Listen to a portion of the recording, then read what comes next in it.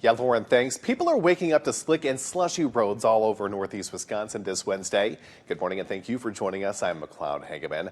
We'll keep an eye on traffic alerts for you all morning long, and Lauren is watching the forecast as it develops, so you're safe when heading out the door. But Tuesday's snowstorm did not stop voters from heading to the polls, and it didn't stop President Trump supporters from going to his rally, which he held in Green Bay. Preston Stober and Andrew Amuzu were at watch parties for both candidates as they look to win the Badger State's primary. I'm Preston Stober at the 10th frame in Appleton for the Outagamie County Republican Party watch party during the Republican primary, getting the opinions of partygoers. Former President Donald Trump is the favorite and ahead in the race, but Nikki Haley and a few other candidates are still drawing support. We found out who has the support of members in the Republican Party of Outagamie County. If Trump is our nominee, we'll be voting for him, supporting him, yes. He is a man who is going to correct a lot of the tyranny that we are in today. And I did vote in the primary, and I did not vote for Trump. My original support was with Haley. I like Haley.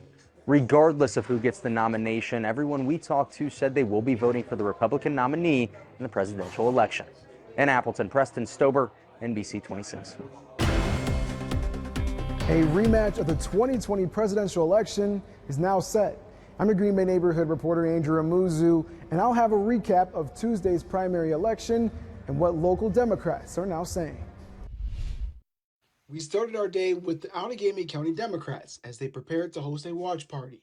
I spoke with Vice Chair Kelly Fenton beforehand about the party's efforts to encourage voter turnout. Outagamie County specifically is as purple as any of the counties in this purple state.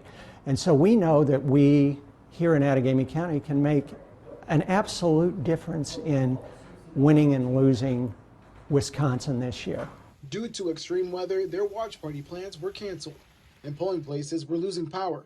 But the weather did not stop people from going to Brown County's Democratic watch party. Democratic Chair Christy Welch said she expected the Biden-Trump rematch and continues to spread the message of voting.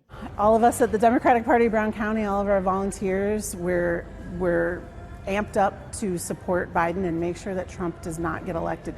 Neither wind nor rain nor snow should prevent you from getting to the polls and casting that ballot. And with the severe weather, people are still recovering from outages, tree falls, and even more. We'll have you updated as the community continues to brace it all. In Green Bay, Andrew Amuzu, NBC 26. And a look at the latest primary numbers into our newsroom for this morning. No surprise whatsoever, President Donald Trump leading the Republican ticket with 79% of the vote there. Nikki Haley coming in behind with 13%. Ron DeSantis coming in at 3% there. Now, if we take a look back from the race in 2016, a very different story. We have Senator Ted Cruz leading the way with 48% of the vote, 35% there with Donald Trump. Now, let's go on to the Democratic side of the ticket. We have President Joe Biden leading the way for the state of Wisconsin with 89% of people casting their ballots in favor of President Joe Biden. I want you to take a look at this number right here when it comes to President Joe Biden. 506,725 Wisconsinites casting their ballots in favor of President Joe Biden. This election primary, if we switch that back over to President Donald Trump, 468,950 people casting their ballots in favor of President Donald Trump. So a nearly 38,000-point difference there when it comes to President Biden and President Trump. So kind of a preview of what to expect going into that general election come this November. Now going on to some of the questions on the ballots when it came to Wisconsin referendums. We have the use of private funds in election administration. Several people in Wisconsin saying that they are in favor of keeping outside money away from Wisconsin politics when it comes to a lot of our elections. And that second question that was on the ballot as well, going along with that, only designated election officials to conduct elections for that amendment too. So Governor Tony Evers will not be able to veto either of these referendums because they will be amendments there when it comes to the state constitution. Now, this is no surprise whatsoever since Wisconsin was first declared a state in 1854. There have been nearly 200 referendums on Wisconsin ballots. And of those, I believe it comes down to nearly 50 different times that people have voted against those referendums. So Wisconsin going with history and then voting in favor of both of those referendums, which will likely have an effect come this general election in November.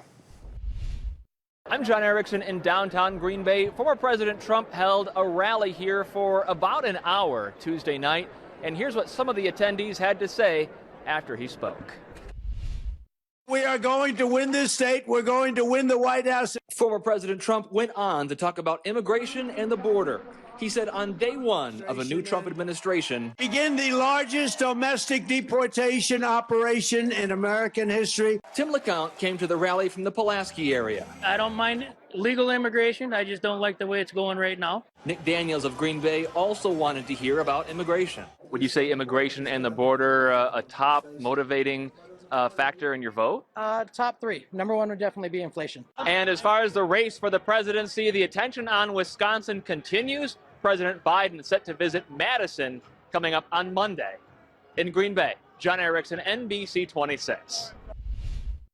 Some Wisconsinites in Madison and Milwaukee, in Green Bay, in some of the more rural parts of the state, may well see Donald Trump or Joe Biden more than they see some of their friends and neighbors in the fall of 2024. As the race for the White House heats up, we can certainly expect to see more visits from the president and former president. UW-Madison professor Mike Wagner researches the ways voters and lawmakers communicate. He says places like Brown County, where Trump was Tuesday, and Dane County, where Biden will be on Monday, are crucial to this year's election.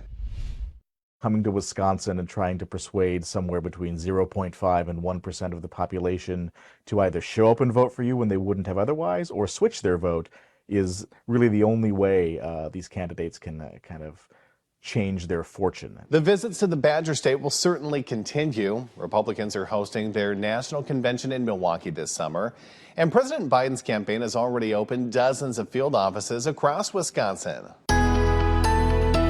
We saw whiteout conditions throughout many of our neighborhoods yesterday, especially in Door County, and it's no different as we're waking up this morning. Right now, our winds are gusting around 40 miles an hour. Eventually, they are going to get a little bit calmer as we're headed later into the afternoon and then certainly overnight, but still seeing these breezy conditions with those gusts around 25 miles an hour. Your high temperatures today climbing in the mid-30s as we're still seeing this rain and snow mix continuing throughout the entire day today. Now, bad roads this morning. It is a slippery start with poor visibility, and that will continue later into the afternoon hours. Eventually, things are going to get slightly better as we're looking towards tomorrow.